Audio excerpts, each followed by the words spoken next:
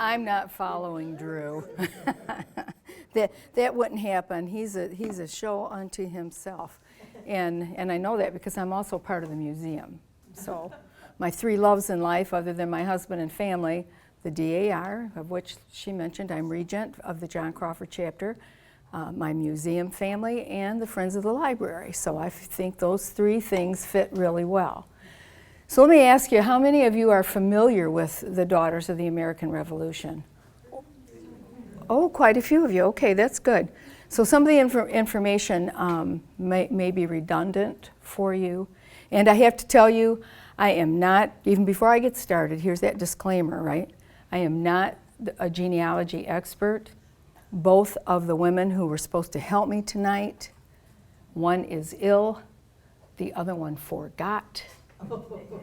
And I'll deal with her later, but anyhow. So let me tell you, I'm going to start out with a little bit. I'll tell you a little bit about the DAR.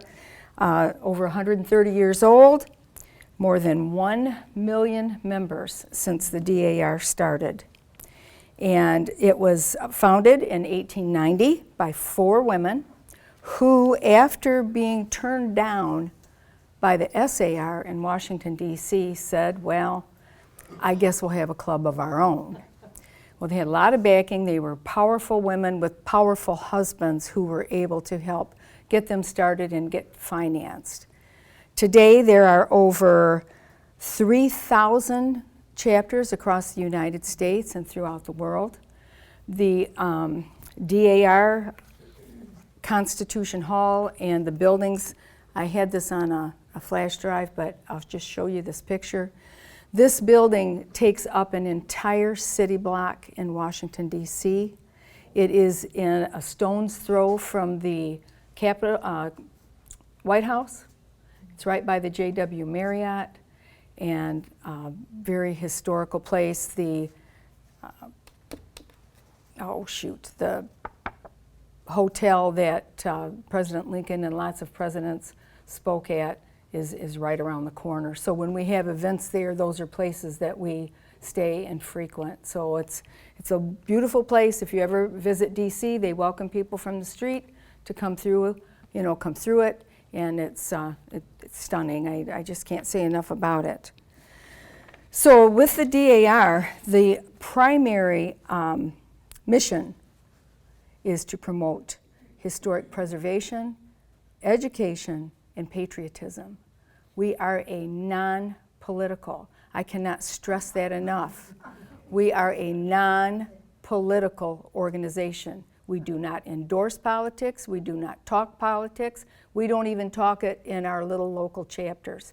It is taboo. We are a service organization concentrating on making sure children are educated, like I mentioned. Our veterans are a huge primary concern of ours. We do all kinds of, we sponsor the honor flights, we collect toiletries and that for the VA hospitals and for homeless vets. Those are some of the primary things we do with them, with the kids. We give teachers, we call them sunshine boxes, mid-year, filled with crayons and markers and glue. We support our, each chapter. Our particular chapter, the John Crawford one, is more of the northeast area, including Oxford. And so that's the kind of work that we do. The other part, which I also love about them, they accept, of course, all religions, all nationalities, everything, but it's God, home, and country. And they don't dictate who you call God. So everyone is welcome. It is a very open-armed organization.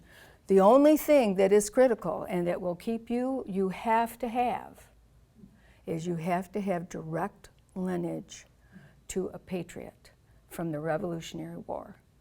Now that doesn't have to necessarily be a soldier, but it can be someone who supported the revolution. There's women, obviously, and of course the men.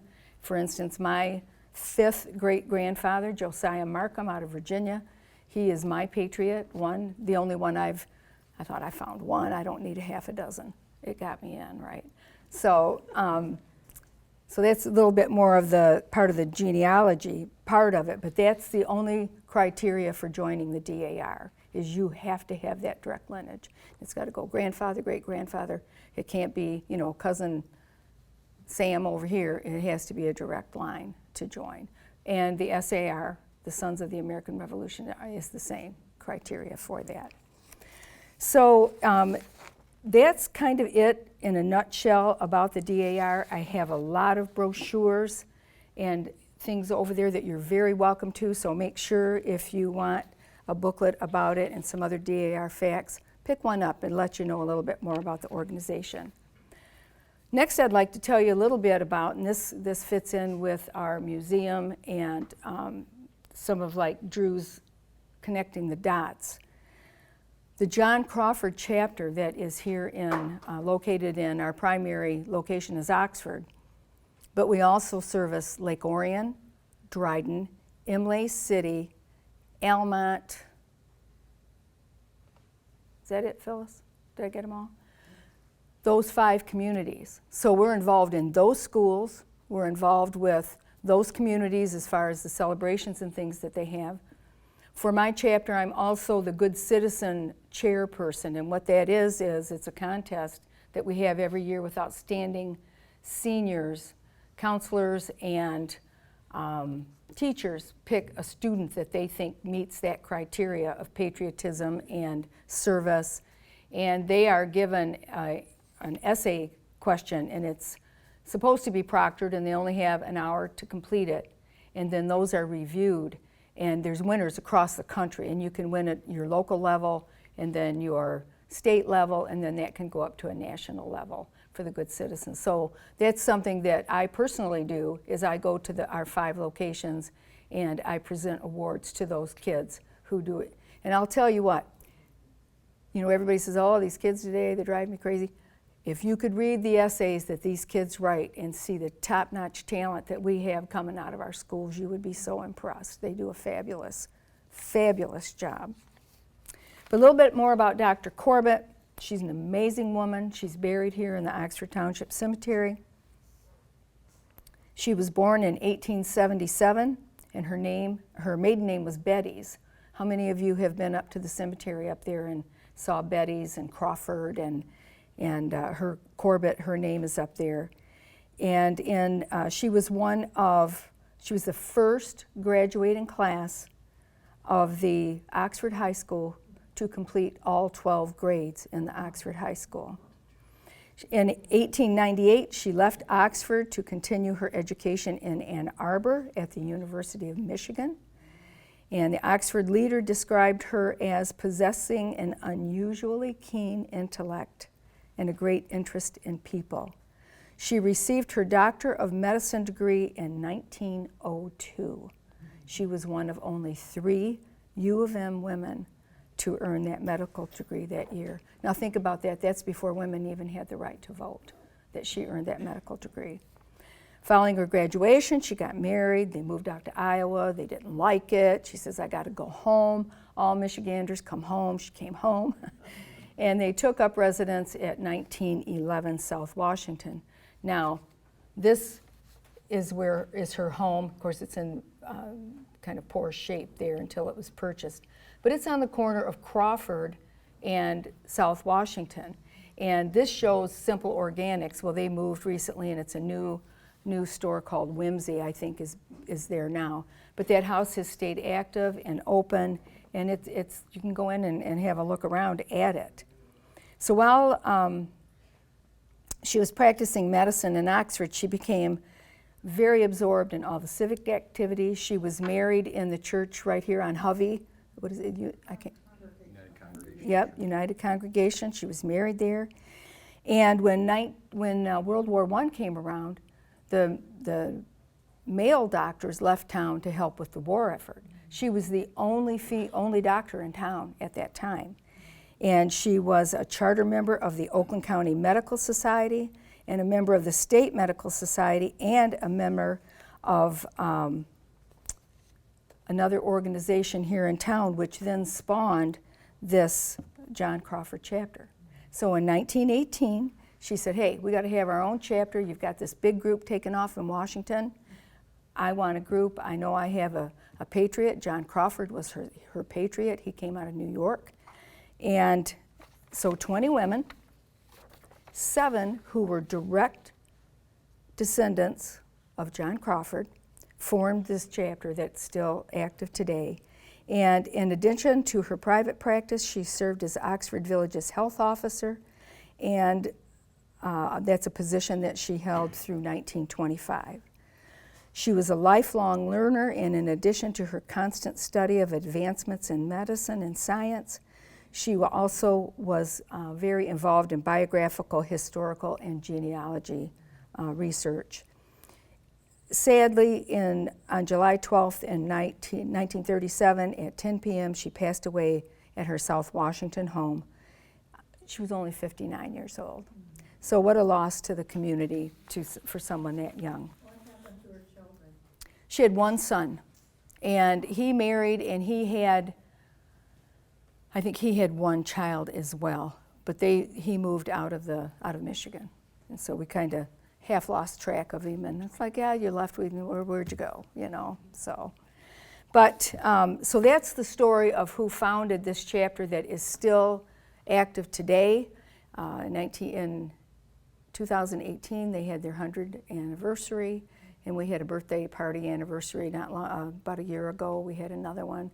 DAR, we like to have parties. We like to celebrate milestones, remember where we came from, and so that's what we do. So if you know anybody that might be interested in the DAR that way, you can find that information in those documents over there. Some of the things that our particular chapter have done, for instance, how many of you been into Seymour Lake Park and seen the little free libraries that are there? We take care of those. We have 5, is it 5, Phyllis? 5 little free libraries throughout between here and Almont. And this is where the Friends of the Library come in. They provide the books for us. And those are the books that you donate. So we don't buy any of that stuff. And there's one at Evergreen's Coffee Shop. There's one at Wee Bean in Lake Orion. There are 2 in Seymour Lake, and 1 in our members' driveway up in Almont. So a little bit rural up there, but they come by and they look at the books. So that's one little part that you folks get to play in the success of these organizations, because we count on you. We really do. So also on that table over there, and I know Drew is very interested in this, this is Revolutionary War soldiers buried in Michigan. There's a pamphlet, I made a bunch of copies of these. You're welcome to them. You can see where they are if you want to visit a few of the graves. All of these graves are marked with either SAR or DAR insignia. So, genealogy now, getting to the stuff that I know very little about. But what I will tell you is the dar.org, and I also have these documents over there for you, has an extensive genealogy section in their webpage. So what you would need to do to start, we have registrars within our own chapters. The one that was supposed to be here tonight is Jennifer Carey. Her information is on that, the pamphlets and that over there. And then the other lady who was ill, she's our state genealogist, very knowledgeable.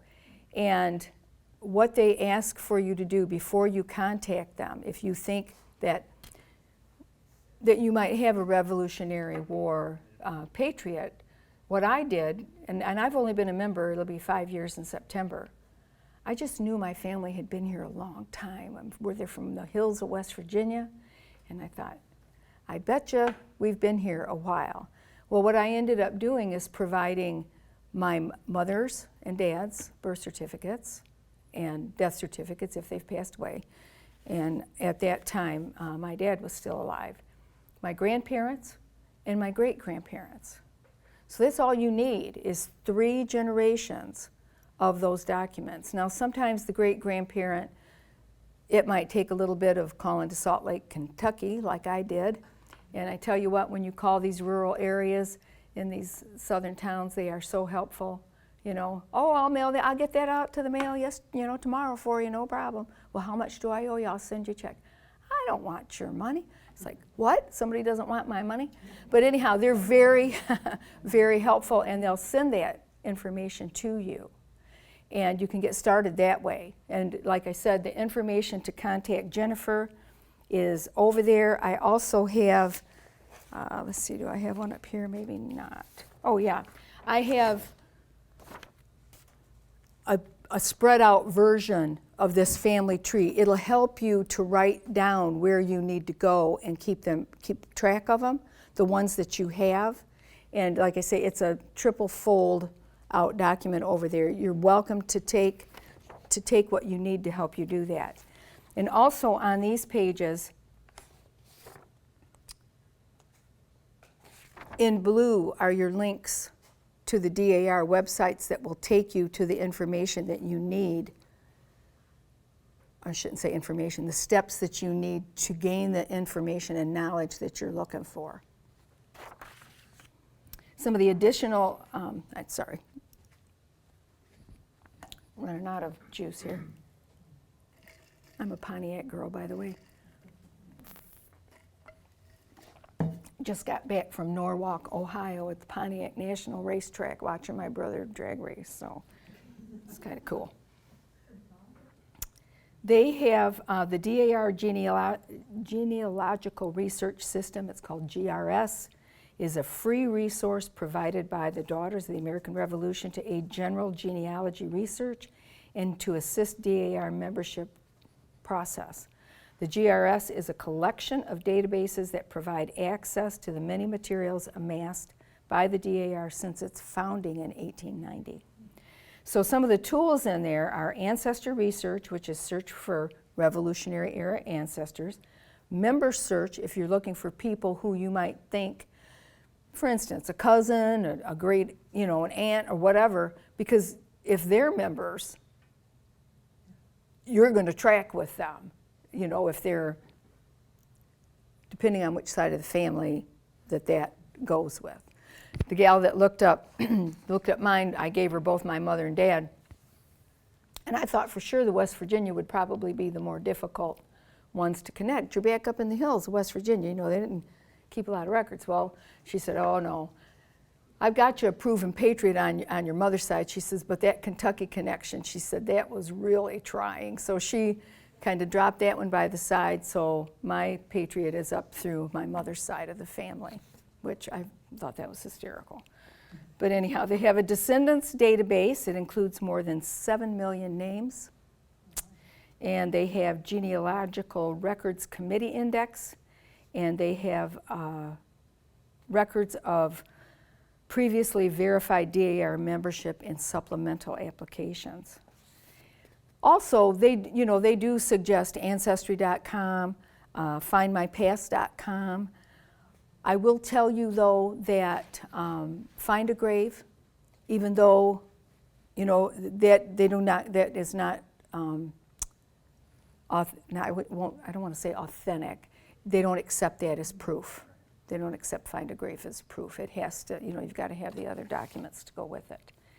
And some of the things that, because we were supposed to be here back in February, so at that time, you know, I said, hey, what do you want me, what's some of the main things that you want me to get across to people? Because as I hand out stuff to them, right, and they said, family oral history doesn't make it facts.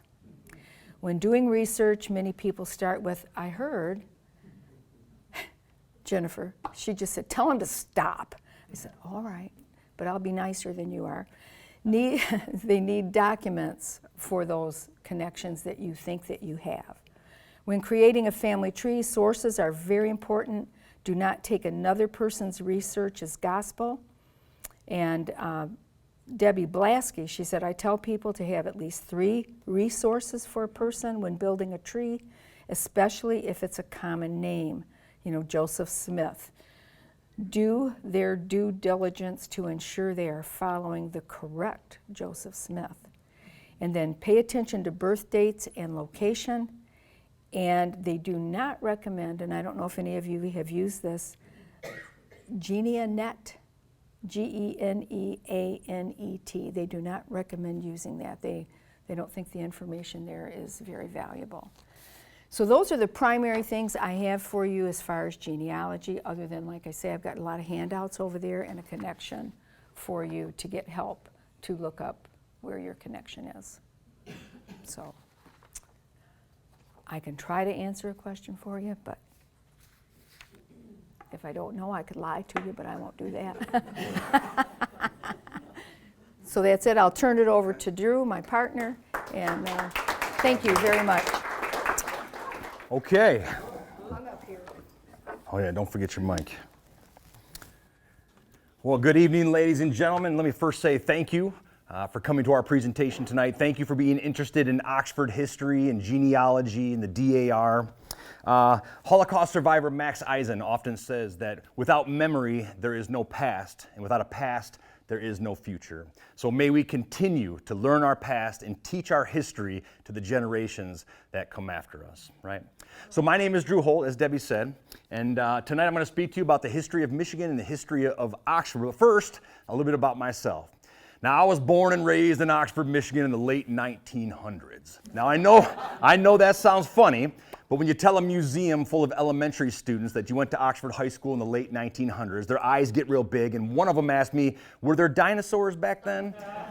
And of course, there were not. But when I was in high school, I was a part of the National Honor Society, and part of National Honor Society is giving back to the community by means of community service. So we were given a list of local organizations where we could donate our time. And at the very bottom of that list was the Northeast Oakland Historical Museum in downtown Oxford. And so I had visited there as a child in elementary, like many students here in Oxford do. And I liked it, and so I said, that's where I'm gonna go. So I met with a lady named Marianne Schlicht, who many of you might know, and she showed me some artifacts in the museum, and then I'd come in on Saturdays, and I would show people that come in the museum these artifacts, and I loved it. And I always said, in the future, if I have the opportunity to give back to the museum and restoring history, that's what I want to do. So here I am, 30 years later. I'm a board member of the Northeast Oakland Historical Society. I'm a museum guide or a docent at the Oxford Museum in town, and I'm also a admin for the social media handles. So if you're on Facebook and you see things like local history alerts or Tuesday trivia, that's something I really love to do. I love to find old photographs in the museum and turn them over, and maybe there's a little bit of information on the back, a name, a date of birth, something like that, a date of death. I like to run them through genealogical programs, cross-reference with newspapers, and then bring those stories and those people back to life and share them with the community. And there's been an overwhelmingly positive response from the community. So that's something I really love to do. Another thing I love to do is I love to teach young people the history of Oxford. We believe at the Historical Society that teaching young people our history is crucial. It fosters a deeper understanding of their roots, it instills a sense of identity, and empowers them to make informed decisions for the future. I think we can all agree that is a good thing. So that's what we're going to do tonight. We're going to connect those dots. So before I could talk a little bit about the history of Oxford, I have to talk a little bit about the history of Michigan. And before I could talk about the history of Michigan, I have to touch on the history of the Earth. So I will preface this by saying I'm not a scientist, I'm not a geologist, I'm just a local guy who loves local history and wants to share that with everybody. So we're going to begin. We're going to go back in time. Excuse me while I get some water. We're going to go back in time billions of years ago as the Earth is being formed, okay? Hold on a second. And how's it being formed? You have violent exploding gases, right? And you have this globe and it's beginning to spin. And what happens, you have a gravitational force of 9.8 meters per second squared, and it's pulling things into it, and it's getting bigger and bigger and spinning faster and faster and heating up. And then we have basically a lava ocean that covers the Earth. And at some point, it begins to cool down and you have sedimentary layers, right? So if we were to go back 385 million years ago, we have what's called Pangaea. Now, Pangaea is basically a supercontinent, and Pangaea is Greek for all lands or all earths. But what's important to notice is that all the continents that we have today were all in one location like this. And that's why if you look at Africa and South America, it looks like they could kind of line right up together, right? And we know through the movement of plate tectonics that over time, these continents have broken up and moved apart, right? That's something we can actually measure over time with the distance there. But what's important to notice that North America, or Michigan, is not where it is today at the 45th parallel. It was actually closer to the center of the Earth, right? It was actually closer to the equator. It was actually much warmer at that time. And what's really important to note is that Michigan, where we stand today, used to be the bottom of a shallow ancient sea. That's right, a bottom of a shallow ancient sea.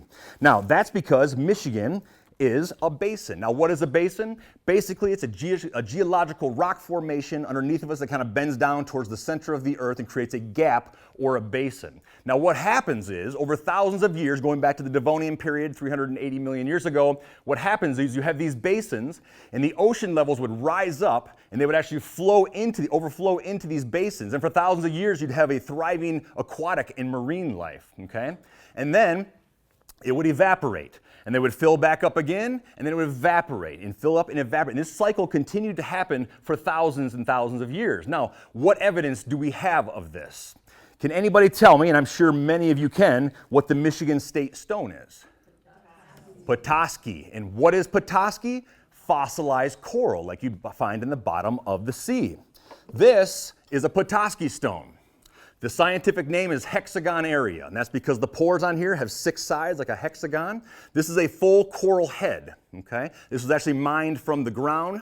What we're used to seeing in Petoskey stones are when a piece breaks off like this, and it's in the Great Lakes, and the water, the erosion of the water smooths it out like that, and then people tumble them and they polish them, and you have those beautiful Petoskey stones. But this is hexagon area from about 350 to 380 million years ago, a full coral head, okay? So, that process continues of these basins filling up with ocean water and then evaporating, filling up with ocean water, and eventually it stopped evaporating, okay, and all the water just kind of dissipated, right, and it left behind more evidence. Can anybody tell me what's underneath the city of Detroit? Salt, that's right. One of the world's largest salt mines, okay? Because when the ocean water evaporates, it leaves behind salt. So in the 1800s, gentlemen in Detroit are actually mining under Detroit, and they come across this giant salt basin. So they start the Detroit Salt Company in 1895, and they began mining the salt underneath of Detroit until about 1983. Then they shut down operations and moved to a new location, and they restarted that mine in 1998. And today they still mine salt underneath of Detroit. It's mostly rock salt and salt used for roads and melting agents and things of that nature. So then we move, okay, to the end of the last ice age, about 100,000 years ago to about 12,000 years ago. Now we have a glacier over top of North America, and what is a glacier? Well, it's basically just a giant body of ice, and the way it's created is that you have heavy snowfall during the ice age, right? And then you have a warming period, it starts to melt a little bit, and then it gets cold again and it freezes. And then you have more snowfall on top of that, which compresses it down, and that process continues and continues for thousands of years. Now the glacier over top of North America, or Michigan in particular, was called the Laurentide ice sheet, okay? So the Laurentide ice sheet is moving its way down over top of North America, crushing millions of tons of bedrock and carving out these giant pockets in the Earth's crust. Now, when that glacier began to melt and recede back, the Michigan Basin, or the ancient seabed, acted like a pool liner, holding in 6.5 quadrillion gallons of fresh water. Now, the natives in the area, specifically the Algonquin-speaking natives, they call this Michigama. Now, Michi is the Algonquin word for big or great, and Gama is the word for a body of water or lake. So we connect those dots. In 1837, the year we gained statehood and joined the Union, we call ourselves Michigan, the Great Lakes state. So you all speak Algonquin and you didn't even know it, right? So we're connecting those dots. Then we have to move to the French exploration of 1534 and why this is important, okay? We have Jacques Cartier sailing for King Francis I. They're looking for a northern route to the Indies where there's endless gold and spices, they believed. And they'd run dab smack right in the middle of North America. Now, the saint of that day was Lawrence. So when they hit North America, they call that the St. Lawrence Gulf, with the St. Lawrence River that runs to the Great Lakes, okay? And they set up a mission there, and they're heading down towards the Great Lakes. They set up one of the first North American cities called Quebec, or Quebec, depending on who you ask, right? And then they get involved with the fur trade with the natives, okay? The fur trade was a great thing. The beaver pelts were very sought after in England for hats, and the deer hides as well were also sought after. In fact, at the height of the fur trade, a deer hide would actually go for about $1. And today we call $1 a buck.